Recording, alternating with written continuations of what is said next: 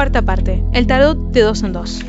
Introducción. La conciencia como obra común. Si aceptamos que el tarot no actúa como una bola de cristal y que el tarot no es un vidente, don que según los esotéricos permite ver el futuro del consultante, sino un lector, veremos que los arcanos constituyen un lenguaje donde en lugar de letras y palabras hay dibujos y colores. De la misma manera que se habla francés, español, inglés, japonés, etc., se puede hablar tarot. Y también de la misma manera que cualquier ser humano, si lo estudia, puede aprender un nuevo idioma, puede aprender a leer y traducir los mensajes del tarot sin necesidad de ser un mago, un vidente o un ser dotado de poderes parapsicológicos. El tarot es un lenguaje al alcance de todo el mundo. Cuando comencé, ayudado por Marianne, a dar cursos, a veces de más de 100 alumnos, nos interrogamos acerca de la manera más accesible de enseñar este idioma. Encontramos que después de escribir una por una las cartas con sus múltiples posibilidades de interpretación, lo que equivalía a conocer el abecedario, lo más efectivo era que nuestros alumnos aprendieran a leer el mensaje que resultaba de la combinación de dos arcanos. Es diferente la acción de un individuo solitario al de una pareja, a la de una familia y por último a la de un grupo social.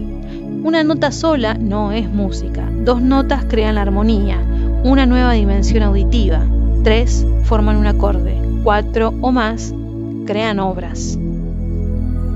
La mayoría de los libros que enseñan el tarot se limitan a describir uno por uno los arcanos, sin darse cuenta de que estos cambian de acuerdo a las otras cartas con las que se relacionan. Las letras, consonantes y vocales, antes de formar frases, necesitan formar sílabas, que a pesar de ser un par, cambian según la posición de sus letras. Ma conduce a otros conceptos que am.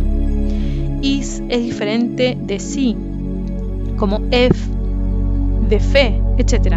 Estas sílabas son los pilares de las palabras que forman frases y luego tratados, poemas, evangelios o textos infames. Pensando así, llegamos a la conclusión de que un estudio del tarot que no comenzara por los dúos sílabas no podía conducir a una lectura correcta. Se nos abrió un mundo. Si bien el lenguaje literario se compone de vocales y consonantes, lo que obliga a cada sílaba a contener siempre una vocal, reduciéndose de esta manera el número de combinaciones en el lenguaje tarótico, todos los arcanos pueden servir para formar las sílabas. Si la carta elegida fuera una consonante, no tendría solo la opción del pequeño número de vocales, sino la opción de las 21 cartas restantes, lo que produce un idioma inmensamente más extenso que lleno de significados. Como las cartas están numeradas, lo mismo sucede en el alfabeto hebreo, y van del 0, el loco, al 21, el mundo, es interesante analizar el cambio de significado si el número menor va antes o después de la otra carta. Otros dúos para estudiar de acuerdo al mandala son aquellos que tienen el mismo valor numérico, como 1-11, 2-12, 3-13. Estas parejas tienen una unión profunda entre ellas y a veces una lectura, de la misma manera que la sombra sigue a un volumen iluminado. Cuando se elige por azar una de estas cartas, se puede voluntariamente completar su significado y elegir la otra carta con el mismo valor numérico para repetir o reforzar su mensaje. En su novela inacabada La montaña análoga, René Daumal escribe: a partir del momento en que somos 2, todo cambia. No es que la dificultad de la tarea se reduzca a la mitad, no. De ser imposible se convierte en posible. Podemos aplicar esto al tarot. Sin lugar a dudas, él nos indica la importancia de la pareja. Una papisa acompañada del papa, la emperatriz se acopla con el emperador, la luna con el sol y en las figuras las reinas con los reyes. Además de estas parejas, se pueden observar dúos que se pueden juntar por ciertos detalles que de ninguna manera los encadenan, ya que en el fondo cualquier arcano se puede aparear con otro, de acuerdo a las proyecciones del lector. Si bien los sombreros que recuerdan un 8 acostado unen al mago con la fuerza, la misma fuerza al estar acompañada de una fiera puede unirse al mundo, donde también aparece un león. Por la posición corporal, una pierna cruzada se puede unir con el colgado, con el mundo. Por su idéntica manera de marchar, el loco y el arcano 13 se acompañan. Por presentar ambos el mismo número de seres humanos bajo un ángel, se pueden juntar al enamorado con el juicio.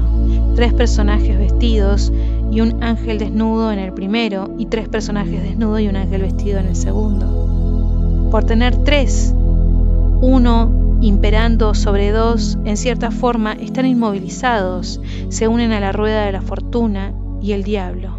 Templanza y la estrella se asemejan por portar 2 ánforas. En la primera los líquidos o fluidos se entremezclan hacia el interior y en la segunda se vierten hacia el paisaje.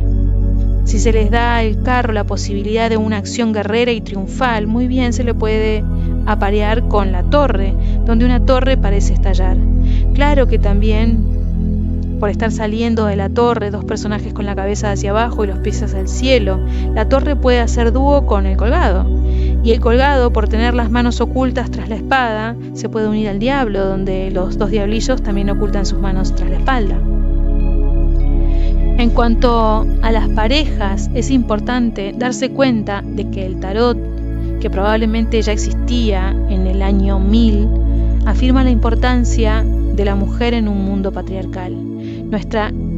Muestra claramente que es anormal que un infalible sacerdote, el Papa, pueda ser guía y representante de Dios sin tener a su lado una mujer de igual nivel espiritual, la papisa, que un emperador sin una emperatriz no puede gobernar bien sus dominios, que la actividad solar sin la receptividad lunar no es concebida.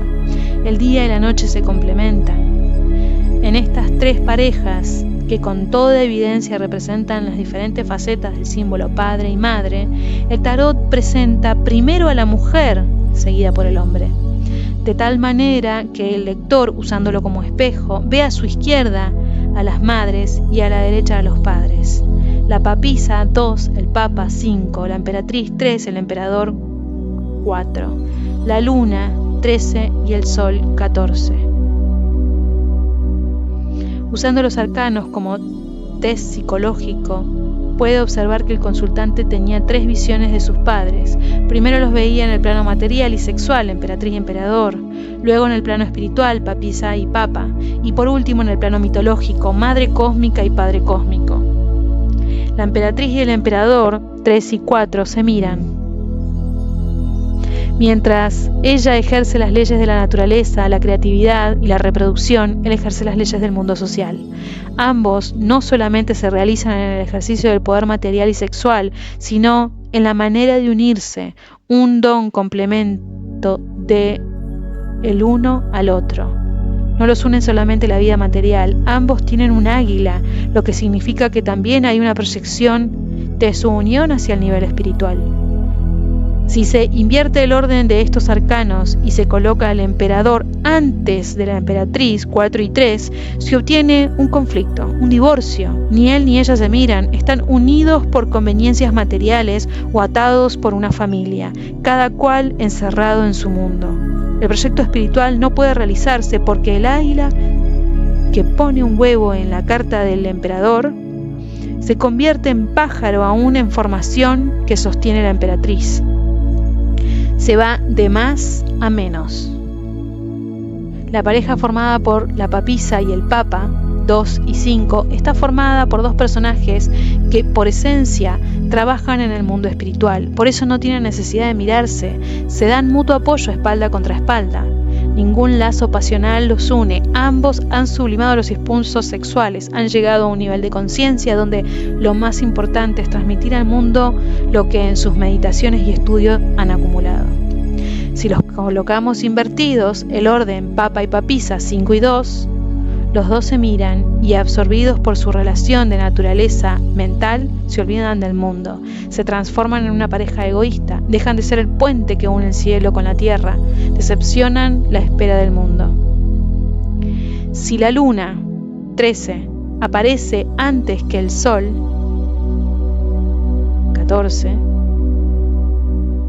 19, el espíritu de su viaje iniciático avanza de la noche hacia el día, de la ignorancia a la sabiduría, de la recepción total a la luz de la gracia. del yo al nosotros, del subconsciente al supraconsciente. Si aparece el dúo Sol-Luna, este proceso se invierte, va del día a la noche, de la alegría a la tristeza, de la dinámica realización a la estagnación. Si en la estructuración gráfica del árbol genealógico colocamos la madre a nuestra derecha y al padre a la izquierda, esto puede significar que en nuestra infancia la madre fue masculina, dominante, y el padre femenino, pasivo. Esto provoca una confusión. Crecemos no sabiendo bien si somos un hombre o una mujer. Hay otra pareja, si se quiere, que puede ser pantalla de proyecciones de los arquetipos madre-padre. Si la justicia 8 es acompañada por el ermitaño 9, nos encontramos frente a la madre perfecta y el padre sabio.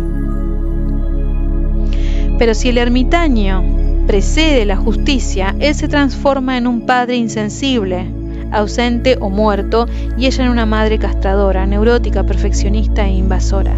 Guiado por el estudio de estas parejas, comencé a analizar los arcanos de 2 en 2 buscando otros significados, ya no de los arquetipos parentales, sino de las interrelaciones humanas, en los diferentes planos que indican los 4 palos.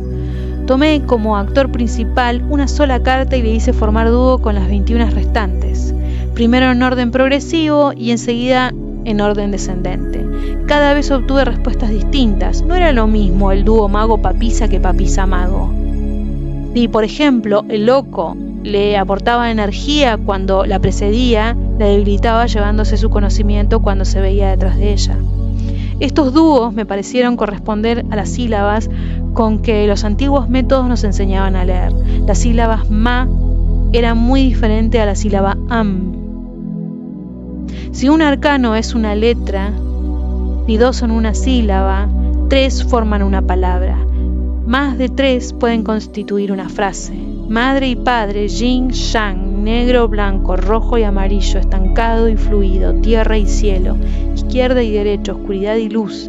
El ser humano ha aprendido a pensar a partir de polos no opuestos, sino complementarios. Si durante gran parte de la vida para encontrarnos buscamos la luz, al final, al encontrarla sin temor entraremos en nuestra sombra.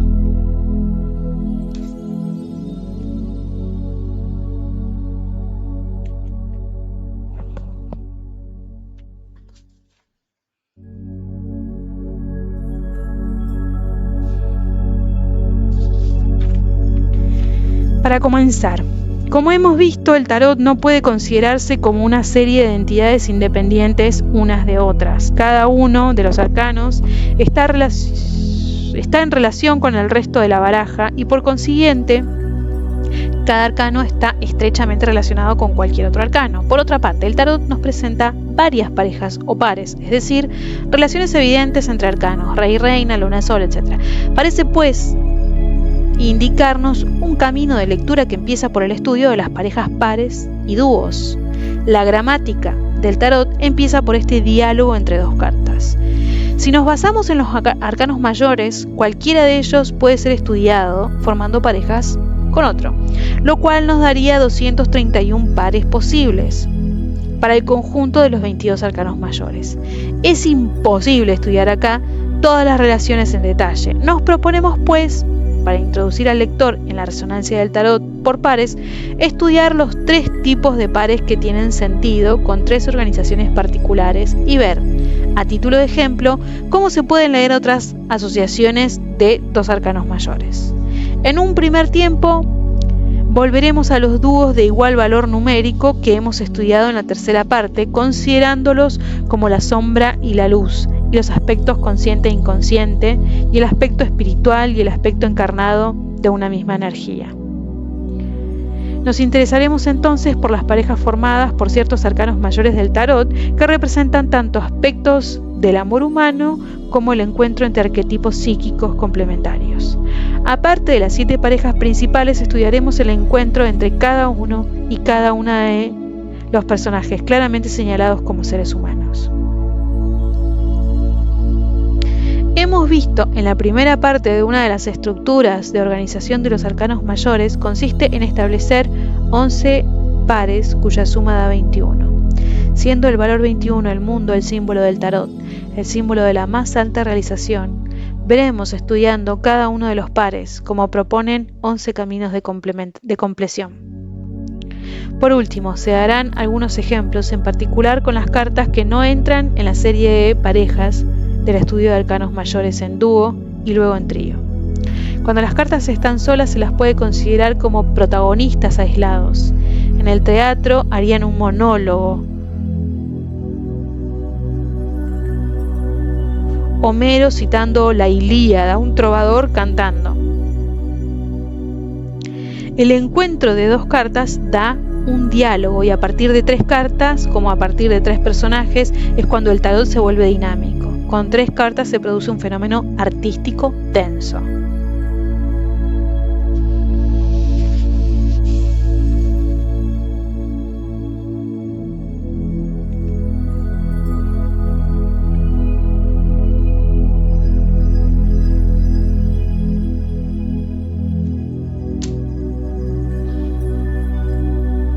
Los dúos de las 2 series decimales. Como hemos visto en el estudio de la numerología del tarot, el dúo, el loco, el mundo, enmarca 10 grados en que se despliegan 2 series decimales, respondiendo las cartas del primer ciclo a las del segundo ciclo, de 1 a 10, de 10 a 20. Podría decirse que cada carta de un ciclo es la sombra de la otra. Si en la lectura se saca la emperatriz 3, su sombra sería el arcano 13 y viceversa. Si se saca la templanza 14, su sombra será el emperador 4 y viceversa. Esto significa que más allá de sus aparentes diferencias, estos dúos de arcanos mantienen una relación de dependencia mutua, alimentando cada uno a su aparente contrario y permitiéndole desplegarse con toda su fuerza. En el transcurso de la lectura será útil recordar que el hecho de que estos pares numerológicos tienen una relación profunda entre sí. Por ejemplo, cuando una de las 2 cartas del dúo ya ha sido elegida, la otra puede salir en un lugar estratégico, no para contradecirla, sino para responderle, incluso para repetir y reforzar su sentido. Las 2 series decimales, como hemos visto, comportan cada una 10 grados que cada arcano simboliza una etapa hacia la totalidad.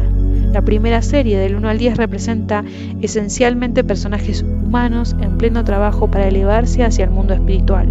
Corresponden a energías, posibilidades de vidas concretas, manifiestas, más fáciles de relacionar con la vida cotidiana. Podría decirse que es una serie en que la materia tiende a espiritualizarse. En la segunda serie, del 21 al 22, unos seres sobrenaturales o arquetípicos emprenden el camino hacia las profundidades. Podría decirse que en esta serie el espíritu tiende a materializarse. Estos arcanos corresponden a veces a fuerzas muy activas en nosotros, pero difícilmente definibles, que salen en nuestras preocupaciones cotidianas. Podría decirse que los arcanos del primer ciclo pertenecen a la vida consciente y los del segundo ciclo al inconsciente. Vamos a ver cómo en estos dúos los arcanos interactúan y colaboran, trazando sus caminos paralelos hacia el cielo y hacia las profundidades, y cómo cada uno representa la sombra y la luz del otro, de manera inextricable,